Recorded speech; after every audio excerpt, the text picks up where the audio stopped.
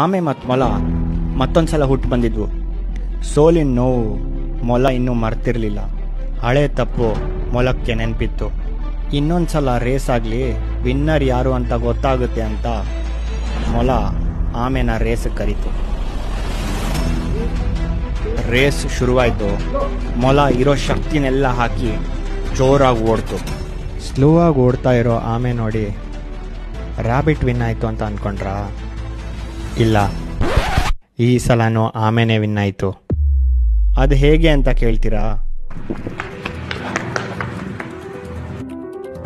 Finish line left, ಬೆಳ್ಳುಳ್ಳಿ ಕಬಾಬ್ right. ಹಾಂ, race ಸೋತ್ಬಿಟ್ರೆ ಹೆಂಗೆ ಸಲಕ್ಕಾಗುತ್ತೆ? ಅವನು ಇನ್ನೂ ತುಂಬ ಹಿಂದೆ ಇದ್ದಾನೆ.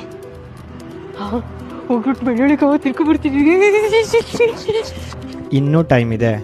ಒಂದೇ ಒಂದು ಬೆಳ್ಳುಳ್ಳಿ ಕಬಾಬ್ ತಿನ್ಕೊಂಡು ಬರೋಣ ಅಂತ ಹೋದ ಮೊಲ ಕಬಾಬ್ ಟೇಸ್ಟಿಗೆ ಮರಳಾಗಿ